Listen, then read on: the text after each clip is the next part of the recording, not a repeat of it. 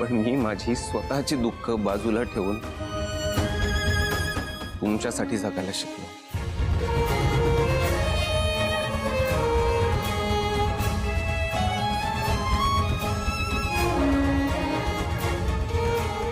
मला हसवणं ही माझी गरज केव्हा बनली माझं मला कळलं नाही।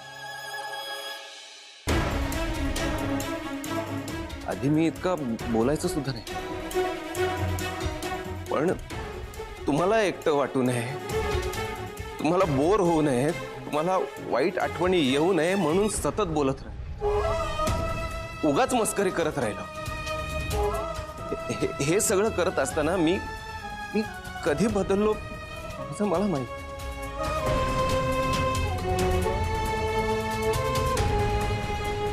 काव्य,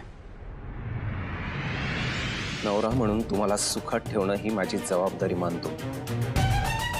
तुम्हाला त्रास होऊ नये म्हणून मी वाटेल ते करेन। आणि जर का तुम्हाला मीच त्रास वाटत असेल तर मी शब्द देतो,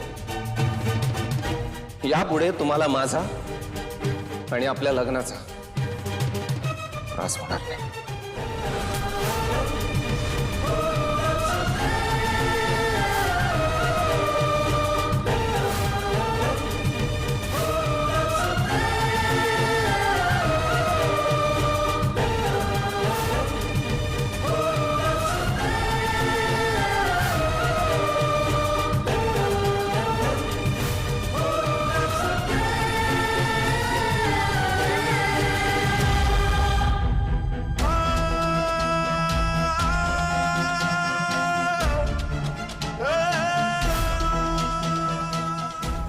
नवरा म्हणून तुम्हाला सुखात ठेवणं ही माझी जबाबदारी मानतो। तुम्हाला त्रास होऊ नये म्हणून मी वाटेल ते करेन। आणि जर का तुम्हाला मीच त्रास वाटत असेल तर मी शब्द देतो, यापुढे तुम्हाला माझा आणि आपल्या लग्नाचा त्रास होणार नाही।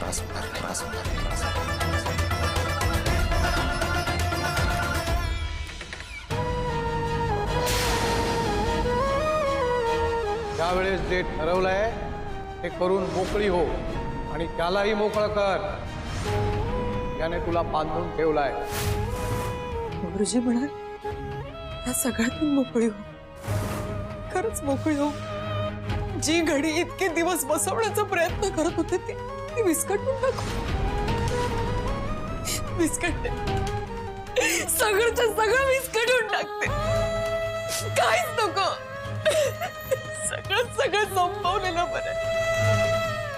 असे एका बाजूने सगळं सावरण्याचा किती प्रयत्न करू मी, त्यापेक्षा सगळं विस्कटलेलं बरं, सगळं संपवलेलं बरं।